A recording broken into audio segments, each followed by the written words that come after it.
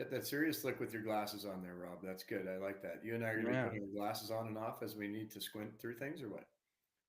Okay, I think we're back on. Um, okay, so You're good to go. if that there, we had a little bit of a glitch there, I'm going to start over and introduce Jason.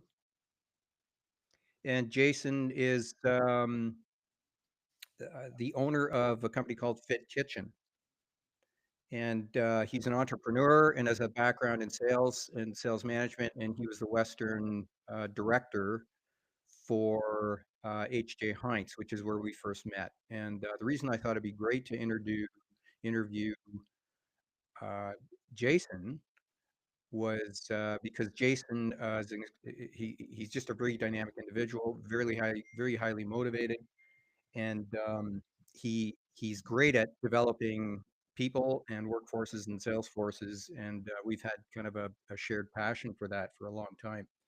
Yeah. Um, And good to see you, Rob. Thanks for having me. yeah, my pleasure, my pleasure. So, uh, Jason, I think we should jump right in, and I want to talk to you about the connection that you've managed to create in salespeople and managing people in general. There's this connection between very passionate, high-performing people and how they arrange themselves, fitness-wise and mental energy-wise, attitude-wise. I know that's a big, broad question, but um, I know you've paid attention to that your whole life and your whole career, and you brought that into your workforce and sales force.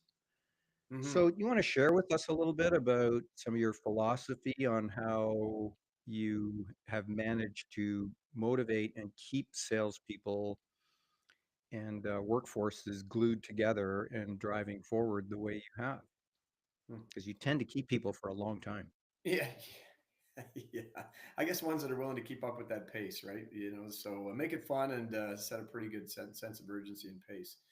I would say that the transition, the first thing we didn't, you touched on it a little bit, but I think a big thing for me, which you don't see a lot of people do, is kind of in a more of a definitely more midlife move to being an entrepreneur. I did it when I was early 40s, and I moved from the corporate environment and took the risk with the young family of starting a business. So raising money and starting a business. And the reason I bring that up, I think, is that, my passion for developing people and, um, in that case, I was building sales managers, key account managers, sales forces, but the things I learned in doing that, I really felt the ultimate test for that was not within the constraints of a corporate environment where I only could, have pull so many levers. Right, you're in a big company and you don't have all the keys to the house, so to speak. So that's why I got in my own business, where I thought that I could implement a lot of the things I thought when it came to building culture and building team. I had more direct control, and so that was kind of an interesting transition that I think might be interesting. For those that are listening to this, that at that time was kind of a middle-aged guy, but it's I think when you throw yourself into something where you have all the control and it's yours, and it allows you to, obviously it's a challenge, but it allows you to kind of tap into all the things that you'd like to do that you believe will constitute those things, can deliver like high performance teams, and you don't have to work around barriers. And Rob, I worked with you when I was in a corporate environment, and I think you'll be the first to admit that when you're in that environment, you certainly sometimes can have guardrails that are put up by the business itself, people within the business, etc. So anyway, that's just a bit of a sideline as to why the move to being an entrepreneur. Hmm. um, and I would defer back to, I think the very first thing is that as a leader, investing my time and energy and making it about the person that I was working with, was probably the biggest kind of change that I saw as a leader myself, and something I think I instilled in, I think, a lot of my leaders. I have a line that people don't care how much you know until they know how much you care, and and I think when you're a young Can you leader, say that again, Jason? That's an interesting quote. people won't care how much you know until they know how much you care. And I think when I got started, and maybe I'm going down a bit of a rabbit hole here, Rob, but when I first got started and you're new at something, you're focused on yourself a lot because you're worried about how people perceive you and you're worried about how you're doing and you're worried about everything about you. That's maybe a little bit of human nature. You're worried about how you're performing and you're so absorbed in yourself that you forget the whole reason you're doing what you're doing as a sales leader, and in my case, as a regional manager, business leader, was it's nothing about you. It's about everybody else, and what can I do to support and develop the people around me? And I think over time, it wasn't that long over time but I realized very quickly that if I was going to be successful in this, my mindset had to really be it's not never about me. It's always about my team, and it's about what I can bring to them to help them grow as individuals, and working a lot on them. So when they show up for their customer, they're showing up as the best version of them. And I know you're going down the road of, does that constitute personal well-being, having some sort of balance on the home front, Hmm. reading, learning, what are they bringing to the customer?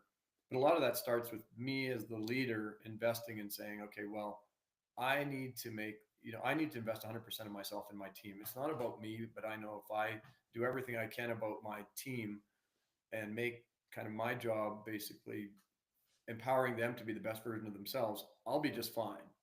Hmm. And I think a lot of times we grip it too tight and try and make it all happen ourselves. And that's usually when things go wrong. And I mean, I don't know anybody that's played golf out there. Anytime you want to pound on the golf ball and you start grabbing that sucker tight and you just want to wail on it, it goes like, dribbles off the tee box, or it goes 100 yards and then does a sharp right. But the minute you're loose and you just focus on not worrying about it, it usually goes very well. And that's no different, I think, when you're in work. The minute it's about you and you're focusing on, you just want to create success and you're thinking about yourself, generally doesn't go well because people also can see that, right? The people that Hmm. you're leading can see that it's really not about them, it's about you. And Yeah. nobody's going to follow you anywhere when they know at the end of the day, you're really just kind of more concerned about how well you're doing. So anyway, there's a whole bunch of baggage in there, a bunch of stuff that you could unpack, but Well, I, I, I throw, I find throw it that out interesting. there anyway to see what you think of that. Well, I find that interesting because leaders and we're focused on salespeople, and sales is hard. You're out there alone. You're in front of a customer, and salespeople we find they get depleted. You know, you're basically facing a lot. You have to expend a lot of energy to go first, to get in the door. You're managing a conversation. You're on. You're making the customer comfortable. It's a lot of energy. It does, yeah. It's a lot of work, and it's good work. It's very meaningful. It's very rewarding. But you got to get yourself in the right frame of mind. So, uh, how do you do that first?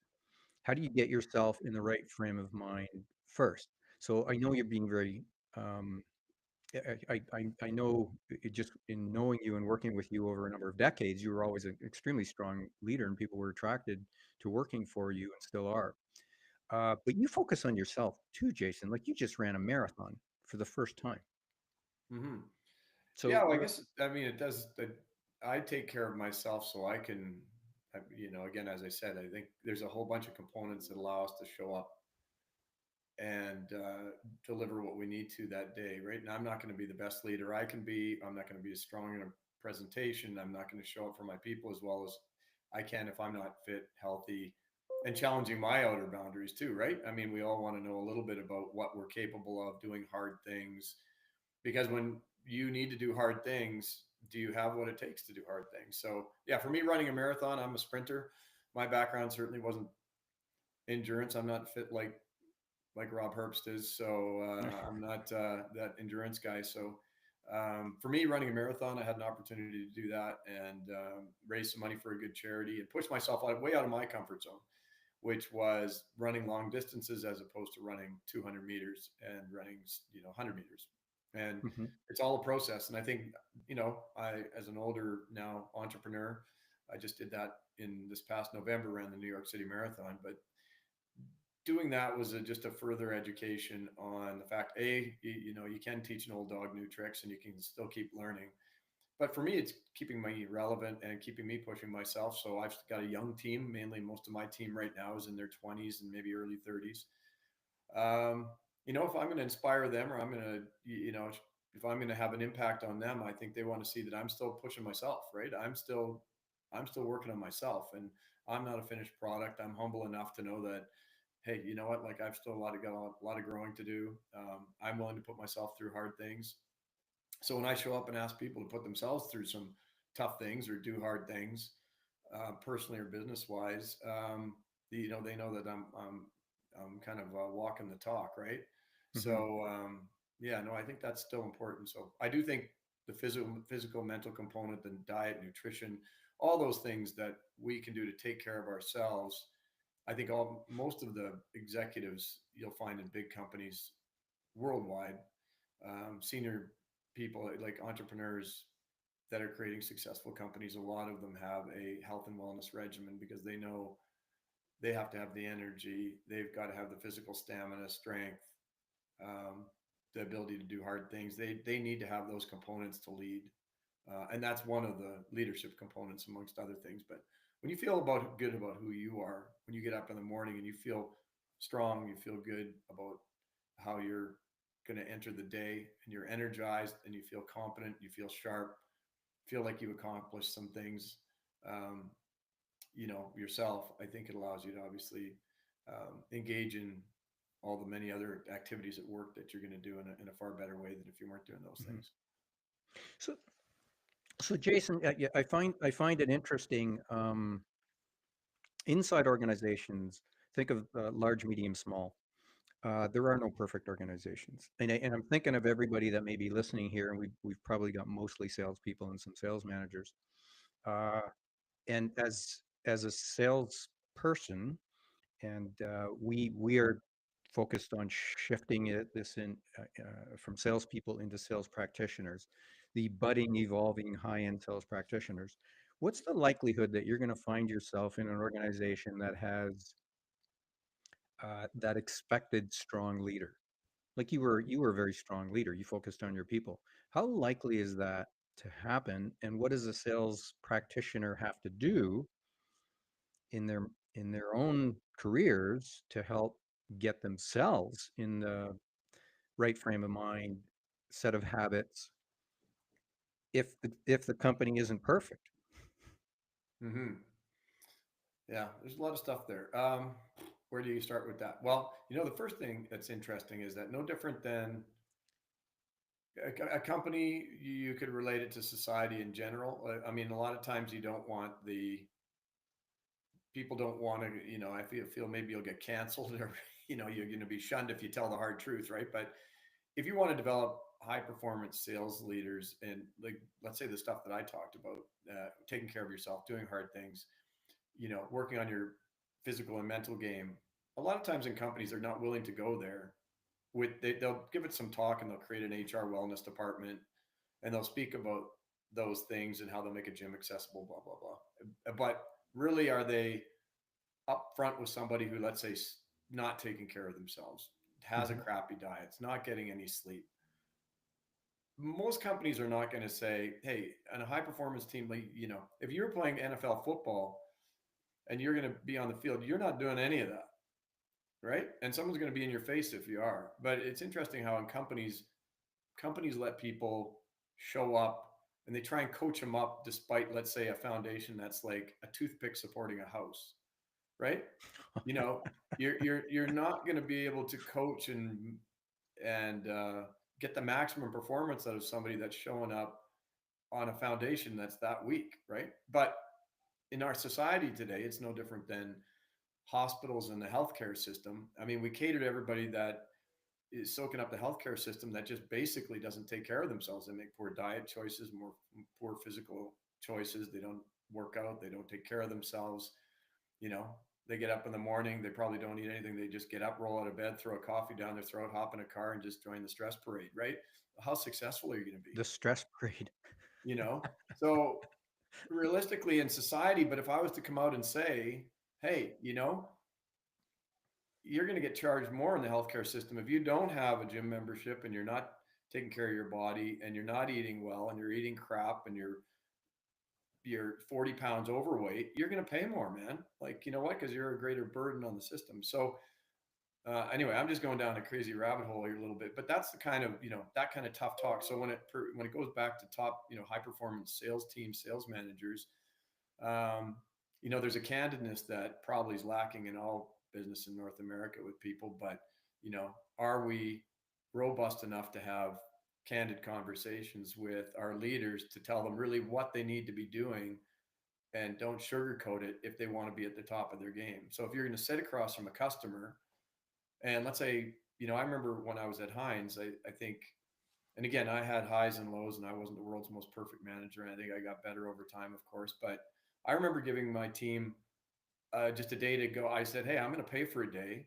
I gave them a goal setting and a workshop to go. And I go, "You got a paid day, and you go to Banff, go somewhere, and all you have to do is come back and tell me what you did with that day. And it's just about you. I want you to work on you. I don't want no business, no nothing. I'm paying you to go, goal set." And I said, "If you come away and you come back to me and you say, I figure I actually want to be a guitar player and I'm going to quit this gig," I said, "Great." I said, "This is just about you figuring out you. What are you really meant to do? Like, what wall do you want your ladder leaning up against? Are you here because you want to be here, or are you just buying time, or what are you doing?" But it was surprising. Like, only maybe 50% of people took up the whole option of having a free day to go work on themselves. You mean And I they said, had the option? "Oh yeah." I said, "I'll buy you lunch and everything. Just give me the receipt and show me you did the work." And only like 50% of the people even took me up on Get it. So, out of here. Oh my God. but it was a free day to go work on you.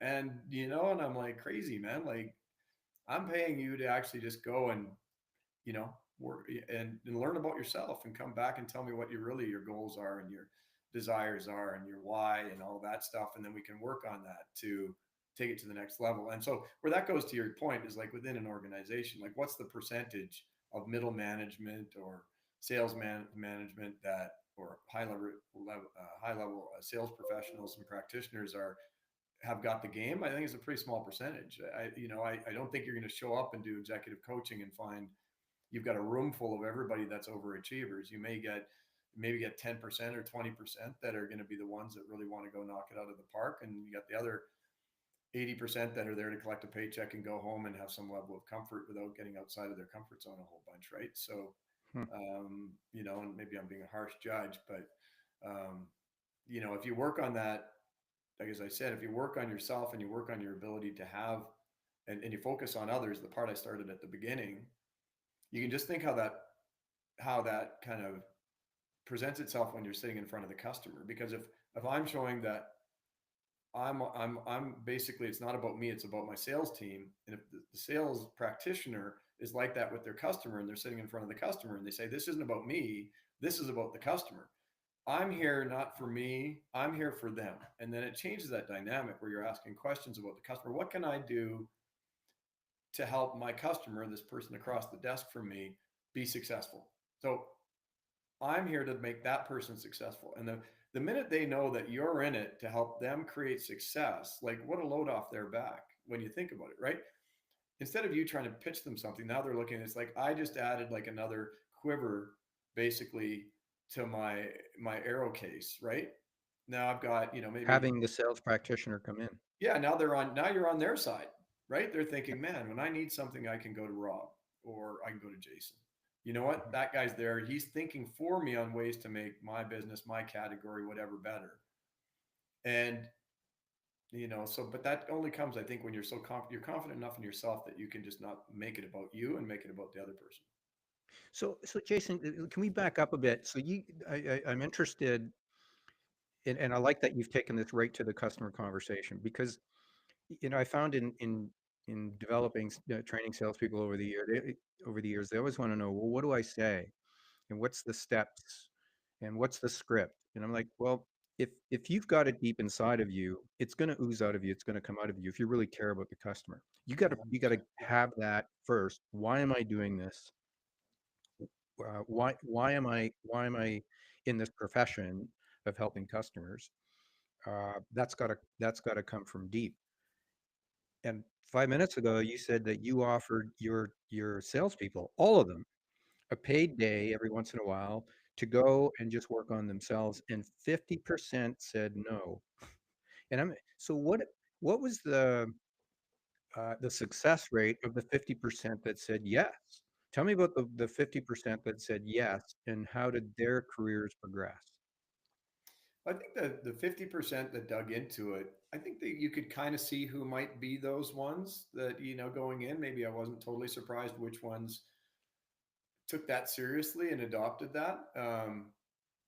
And those are the people that really just wanted to continue to push outside their comfort zone and grow and learn. And they were just they wanted to become, like, call it turning pro. They wanted to become key account management professionals, or they wanted to lead people, or they wanted to explore how to be better at what they're doing. And they took their craft very seriously. Right. Mhm. And so they knew that it wasn't, again, it wasn't something where this was the job. And it was, in a lot of cases, people rely on, what is that, you always hear it kind of said, it's like, somebody's a natural leader,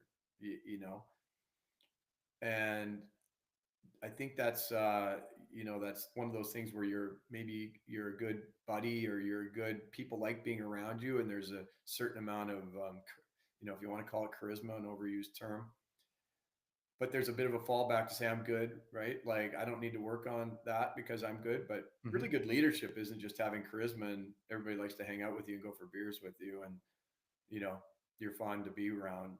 But that doesn't translate into being a great leader necessarily. It might be good at the start because you're a good guy or a good girl and people like hanging out, but when you start getting to the gritty stuff and you got to lead and push past some difficulties, or have challenging conversations with people and personal development, and you've got to train people, and once the leadership part gets, the messy parts of it, that kind of loses its, that kind of stuff doesn't Mhm. play as big a role, right? So anyway, yeah, I think what showed itself was that the people that took that seriously then also were very intentional on their, I think that word intentional is something. They were intentional on their careers and intentional on their learning. Mm. So um, yeah, and you can see that as their careers pressed on, they were very intentional on continually wanting to grow and push. And then you'd also see there in their personal lives too, that they were, whether it was family, they were intentional with family, they were intentional with their health and well-being. And Mm. they weren't leaving things to chance, so to speak. Just like, oh, I showed up and pretty good, things should be okay. They were, I like doing this, I like doing that. I'm just going to do more of what I like doing. It becomes intentional to take yourself in a different direction, right? Yeah. Um, so there's two aspects of this. One is the leader aspect. If you're leading sales practitioners, and so for the sales managers listening, that's very helpful. For sales practitioners, I would respectfully submit that it's a leadership role. When you're leading customers through a problem finding and problem fixing scenario, you're leading the customer because you're taking them to a place, you're taking a customer to a place they wouldn't go on their own. Right. Anytime you're asking them to take a new product on, a new service, a new process, um, you're taking them to a place they wouldn't go on their own. That's leadership. That is leadership. Yeah. Yeah. I So you're agree. basically developing leaders, and if you're in this profession, then is it fair to say that, or I don't know, I don't want to put words in your mouth. Is it worth your while to study leadership because you are one if you're in Yeah. sales?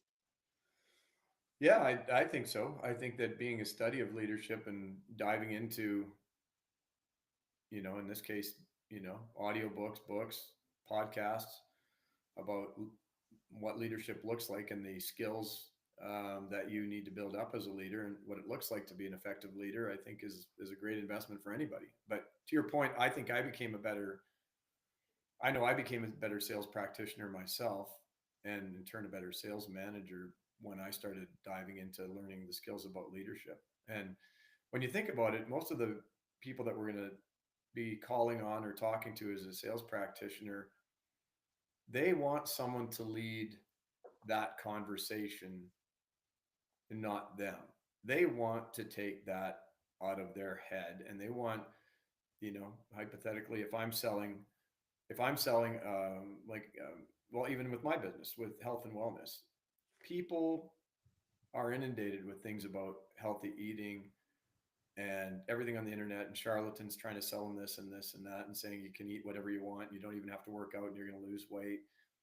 Too many messages being bombarded. They want someone who can help them and lead them and navigate them through that BS to a solution to, a healthier eating lifestyle that complements their lifestyle. And so no different than, again, sitting with a person across the desk. They've got a lot on their plate.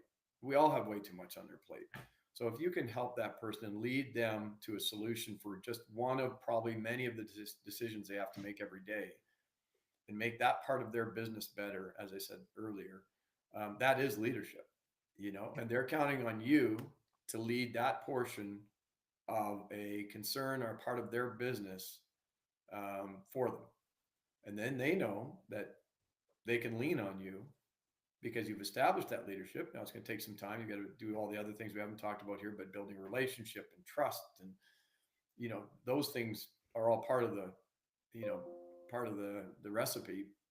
But once you Right. get that, and then your stuff, of course, you've got to be prepared. You've got to know your stuff, and then you've got to be able to execute what you say you're going to do. So um, there's a whole bunch of components. You obviously you need to be a good relationship builder. You've got to be empathetic. You've got to show that you care. You've got to be willing to kind of show that you're not in any hurry to take something out of this relationship, Hmm. and you're there to help solve problems for them. You're on their side, and when they give you that, they recognize that, and they say, okay, like, I want you to help me with my business. You've got to be able to know your stuff and then deliver. And so of course that part of being a sales professional, again, you've got to know your stuff and be able to deliver what you've said you're going to help with, right?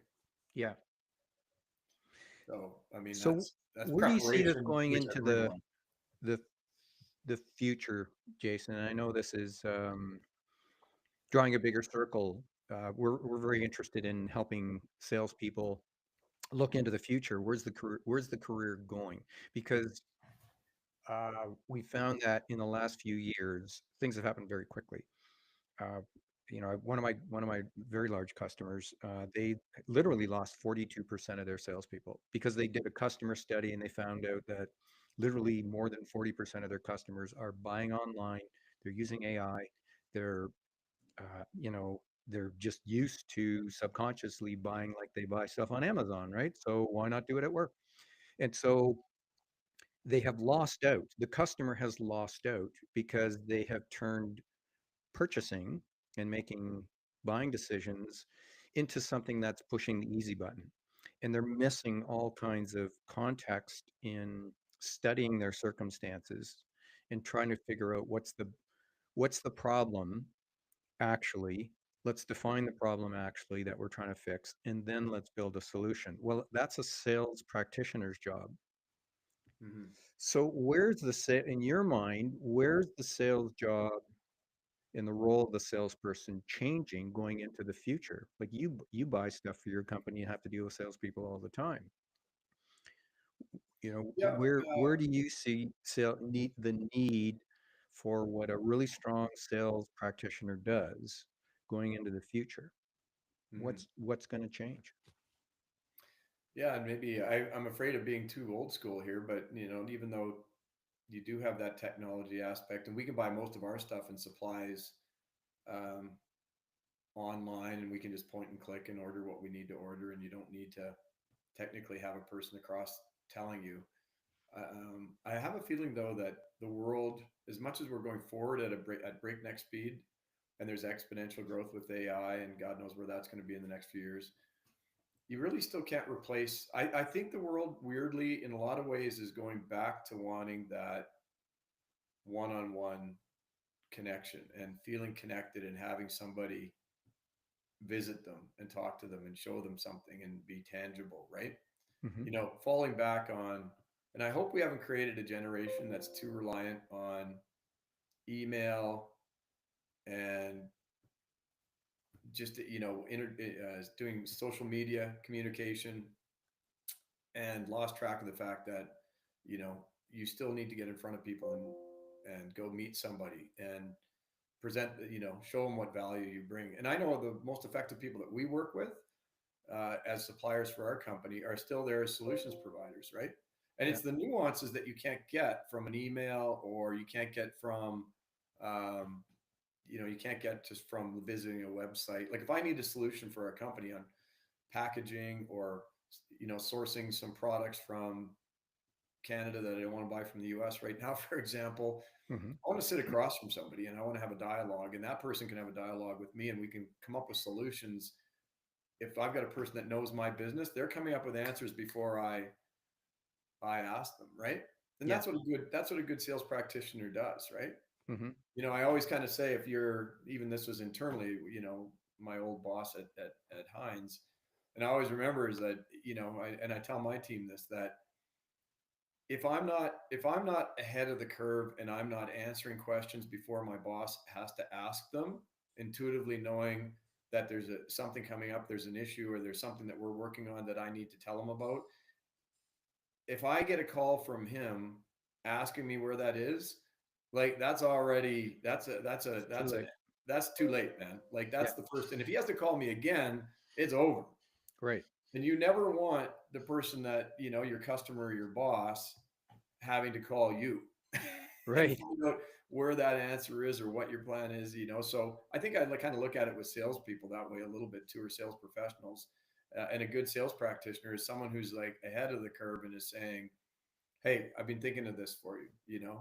And let's take the example that we've got right now with, let's say, the US Canada thing, right? Yeah. So what's a good sales practitioner doing? Let's say that you're in my business, or the food business, right? So Yeah. a good sales practitioner is saying, hey, you guys are probably looking at trying to find ways to source your produce locally, right? Because you're getting most of your produce from the States. If you're interested in having an all Canadian product lineup, or something that is going to be reflective of support Canada, support local, um, let's get together. I've got, what we've done is we've looked at the order guide, we've done a whole bunch of things, and what we've done is highlighted upcoming Canadian produce and the price difference and the gaps that are there, to see how much your costs might go up. um, but we're looking for ways for you to be able to source locally. And of course, that's what I'm thinking about. I'm thinking, oh, perfect. Okay, yeah, no, I was thinking about that. Thanks. That's exactly what I need.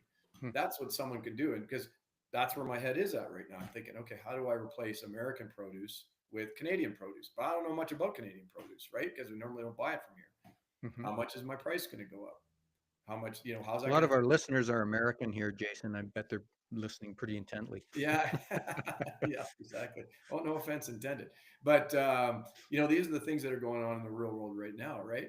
Um, so because the price of all that American produce is going up too, so it's a dynamic game. So not only do I want to support Canadian, but all my prices now are going to get tariffs on them from the U.S. So I need to know, well, what's the price from the U.S.? What can I get from Canada? But a good sales practitioner has thought of that in advance before I call them Hmm. and say, hey, so are you that person that's thinking ahead for your customer? Like, what does your customer, you almost such an extension of your customer that before they even call, what it is that they're going to need, right? Right. And I find that that's sort of lacking, um, Hmm. that I see. But I don't think that, I think that kind of thing is, I think it's coming back in a weird way. I know Oh what yeah. we do right now, like our advertising and us reaching our customer, doing it digitally, like digital marketing is inundated, man. People are just tuning out. There's so much. So we've gone back to actually more feet in the street. Like we've implemented a couple of sales guys that go out and actually go out and do cold calls and meet people and tell them about our business. And you know what? It works. It still works. It always works. It Sure. never is not Yeah. going to work.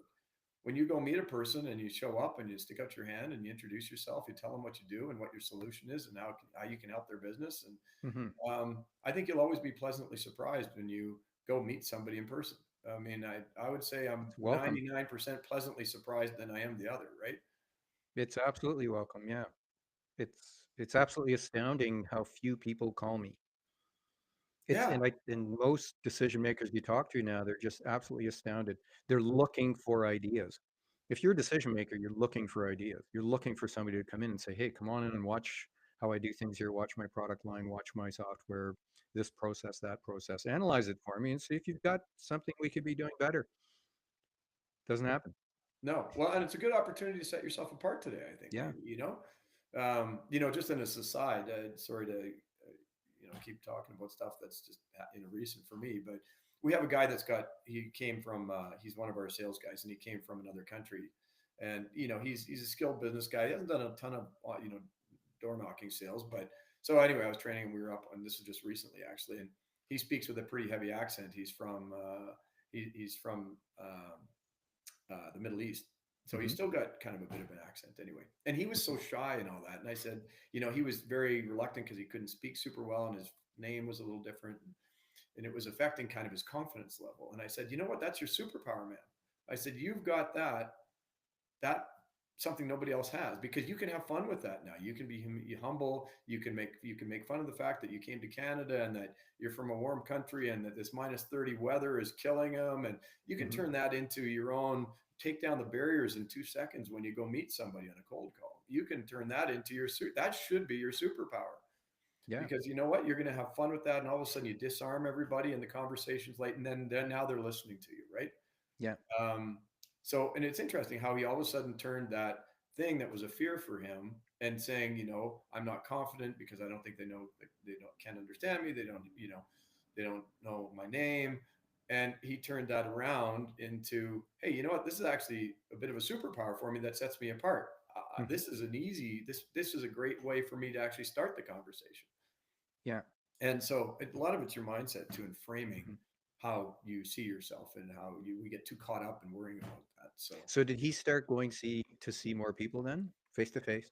yeah, and I think he started having fun with the fact that he's not from here and he's from the Middle East and Hmm. he has a bit of an accent and all that stuff, and you turn that into something where I may not be able to speak great, but I know what your business is about. I know you're into health and wellness, and so hey, you'll have to bear with me. I'm new to Canada, and you turn it into something fun. I came through all this cold weather here. It's like minus 30. I don't know what I don't even know how to deal with this, but I'm here for you.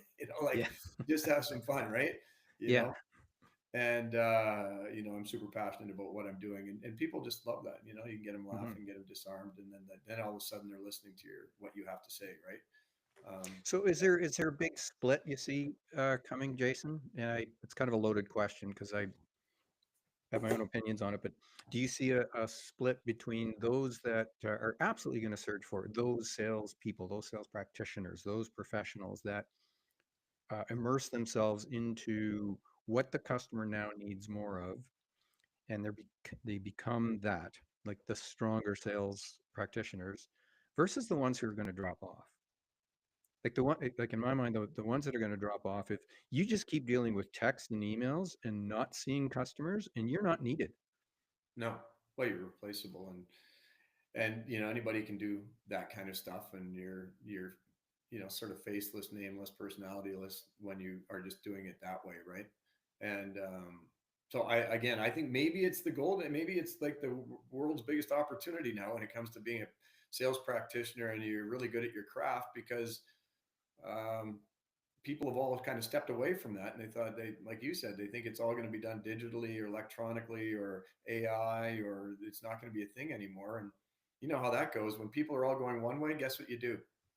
Go the other Go way. the other, yeah. That's right. Like, isn't that, probably Warren Buffett and Charlie Munger, or, everybody said, like, when you see everybody running one way, don't go that way. Go Yeah. the other way. Because that's Right. probably where the good fishing is, right? Yeah. So, um, I kind of have a feeling that those that invest in getting back to kind of old school building relationships and helping their customers out and getting to know their customer and adding value and doing those things really deep relationships, um, that's probably, and then have good loyal deep relationships that are ongoing. I think that's going to be built by those that invest in kind of the one-on-one, the high value added type approach, right, to their customer base. Yeah. And then So you're indispensable at that point. You're not going to get rid of that partner, right? Because no. that partner is just like, when you start in business, hey Rob, like you Hmm. start in business, and like one of the first rules you learn is that, of course, we're only good at, we got to be humble enough to know we're only good at certain things, right? So I Yep. may be great at sales and marketing and whatever I'm good at. You have a good accountant, right? Hopefully you have a good partner, a good spouse that helps Hmm. support you. You probably got a good lawyer.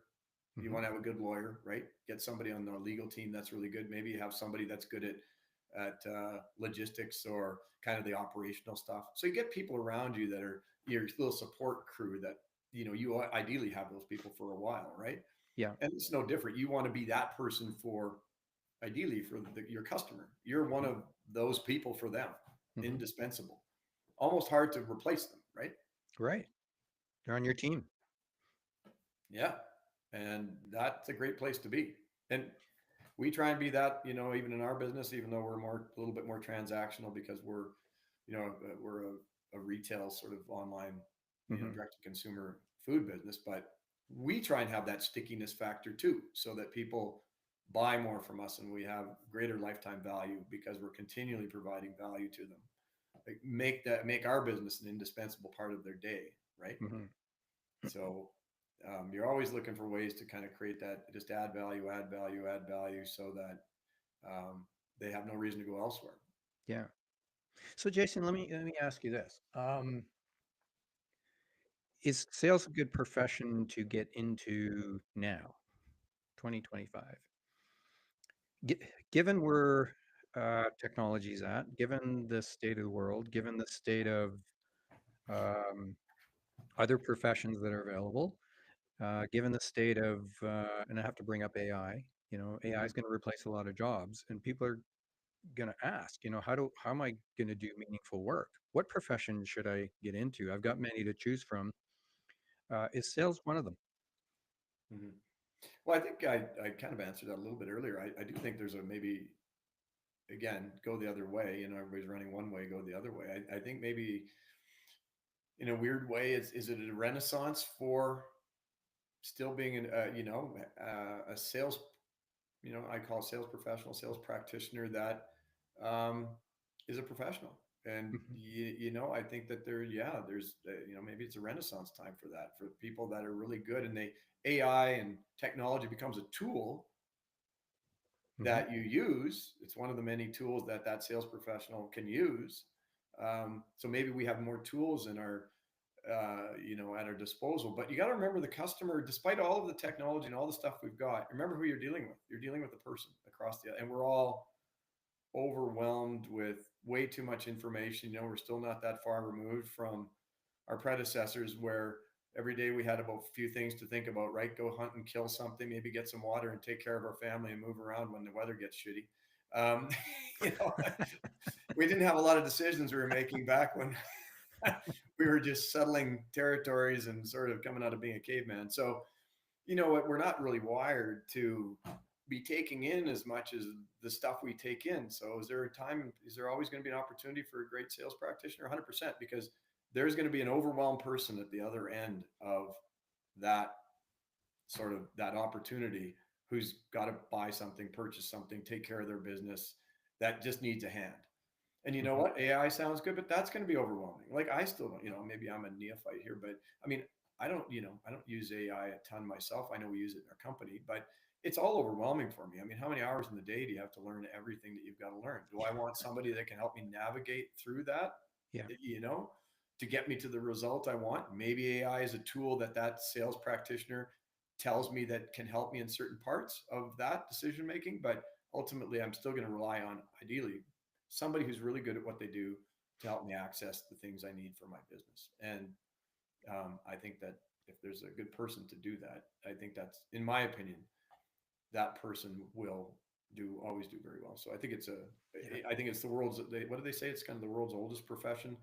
But I mean, I don't think you'll ever going to see it, ever see it not be a good decision for someone Right. who takes it seriously and really invests in their craft.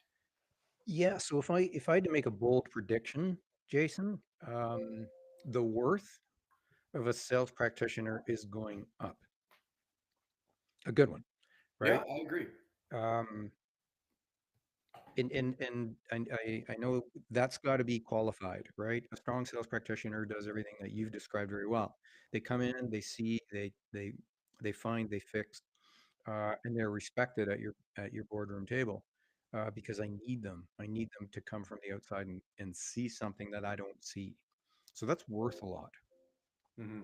So as a profession, um, what's the worth of that? And I don't just mean financially. I mean meaningful work.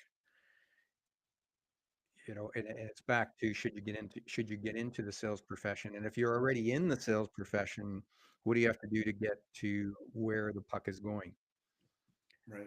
What's the sales profession worth going into the future to a decision maker? Hmm. Well, I think it's worth a lot, but I do think that it's a challenge then for the individual that is going to be a sales practitioner and take it as a career seriously and look to do well. Um, like you said, I think maybe again because there's going to be less competition, um, Less competition for sales less people. competition because there probably less people kind of looking at that as a potential alternative or field for the reasons that you just said with technology and some of the ways that people go. So maybe people are looking less at it, but it doesn't diminish the fact that if you're going to be a sales practitioner and that is, like where I think that's still going to be a great opportunity. I think the difference is that you're going to need to be prepared. You're going to need to know your stuff. I think you're going to need to be far more of a professional than, let's say, years ago. In my mind, it's going to be competitive, but I think it's going to be a sharper edge of the blade, so to speak. So Hmm. like you said, to know where the puck is going, you're going to have to do your homework. Preparation is going to be more important. And as you know, like if you show up prepared, you're probably, if you're well prepared before you show up and you know your stuff and you know that you have the tools, you're working on yourself, you're doing that stuff, you come in, you've worked on yourself, you've done some hard things, you're taking care of yourself physically, mentally, health wise, you've learned, you're prepared, you go in, you're going to be ahead of 98% of the other people that show up that day to add value to that customer, right? And they're going to want to, people pick up on that too. They're going to want to do business with you. But I do think that that investment in yourself and your craft is going to be a differentiator. So, and I think I've learned a lot even recently just about the importance of preparation and mindset and preparation. And it was a funny thing that I heard on a podcast that I liked, and I can't remember who it was, but and I'll just share a very brief story here. I don't know if we've got a little bit of time, but when I was running the marathon, I'm a bit of a shoot first, ask questions later guy, somewhat, right? And I Hmm. trained with an Olympian a little bit to run this marathon. And I would get up in the morning, be slightly prepared, not really, throw my hat on backwards, grab a bottle of water, maybe do some arm swings or something. And he'd been up for like an hour and he's had his nutrition, he's done all his mobility work, he's had his espresso, he's had his energy pack, and he's looking at me like I've got three heads. He's like, "What are you doing?" We're going to go run for an hour and a half. And I'm like, "Yeah, let's go." And he's like, "Do you expect to be successful at this? You just got out of bed and you've like been up for 5 minutes. Like, and it really hit me. I was like, you know what? Like, I do the run? Absolutely. I could still run for an hour and a half. And I did it. But did I show up and did I really, was that at my Like, how best? did he prepare differently? Right. And he ate my lunch that day. Right. Like, and I was like, wow, you're right. Like, if I'm going to do this, I need to take this seriously. So I think that's a good metaphor that your body and your mind knows if you're not prepared for something. Hmm. And it will, even without you knowing it, you will go show up at that thing. And instead of fear, and more fear will take over than confidence kind of taking over. Hmm. So I may be still worried about the run, but if I show up prepared, I know I can do it. Hmm. But it's a challenge. As opposed to if I'm not prepared, now fear comes in. And fear is Yeah. like, I don't know if I can do it because I never really put in the work. Yeah. And so anyway, I think that that's going to be a big difference moving forward is if you want So, to. like for sales practitioners, preparing for a Yes. call, preparing for your week, preparing Right. for your career, preparing, Right. preparing. Preparing. Yeah. Preparing well on all fronts, right? Right. Yeah. Well, I'm biased, right? I think it's a fantastic profession. If you're an existing salesperson, if you're coming in fresh, I mean, the it's automatic personal development. Going into sales is automatic personal development because you have to face this stuff every day, and you can't cheat. Yeah, no, you You can't. can't And it's pretend, right? yeah, There's no way. You've got to prepare, and you've got to be at the top of your game, and the payoff is huge. How much fun is it to help customers? They love you, right? And you're doing something meaningful and worthwhile, and you're always needed. And look what it's done for. the people who started off in sales. Like, look what it's done for you, Jason. Um, and me, anybody I know that's got into sales, it's automatic personal development. Oh my God, it's the best thing that I've ever done is go down that road, and the learnings that you just come with it, and you learn and you challenge yourself to be better. And I mean, the personal development stuff that comes with it, because you're putting yourself out there every day, and if you want to do well, you've got to invest in being better yourself. And I mean, it's just, yeah. And you've been banging the drum on this ever since I've known you, to the sales practitioner development and putting time, and you've been all about being prepared and learning and treating it as a craft. um, that's an important one for years. And so, it's, I think now it's going to be more important than ever, all the stuff you've been preaching forever. So, now I think you're going to see that it's kind of reached its point or pinnacle where those things are almost a necessity. You're not going to be able to get by without those now, because you know what, if you're not on your game in that, someone can just go, the old personality and charisma thing, people can go to the internet or they can go to AI or whatever. They can get all that crap, that superficial stuff, somewhere else. Right, You got to be pretty pointy if you're going to go in there and add value, else you're wasting their time. right, right on. Well, on that note, Jason, we're kind of winding down here. Uh, Time goes by quickly. it does, yeah. But you've got a fantastic career, and it's in many ways only getting started. Yeah, Um, the I like to think so. the people that you've led and brought into the career and developed through the career and continue to do so, it's just fantastic to watch. So, yeah, I want to thank you for spending an hour with us, Jason, and telling us your perspective. It's been great to hear, and it's Yeah, no, I love inspiring. So sharing it. keep up the good work. Yeah, thanks, man. I mean, I just love talking about this stuff and love talking to you about it as well. It's just, certainly becomes a passion over time. And anytime, man, anything I can do to help. All right, fantastic, Jason. Well, for the listeners, I appreciate everybody listening. If you want to continue to follow us, please do so. Subscribe to our channel, Spire.selling, YouTube. And we've got many more conversations coming up because we just love hearing from very successful people that have had great careers in sales, sales management, and onwards. So we look forward to the next time. Thanks for watching. Jason, thanks again. Thank you very much. Bye. Okay, take care. We'll see you.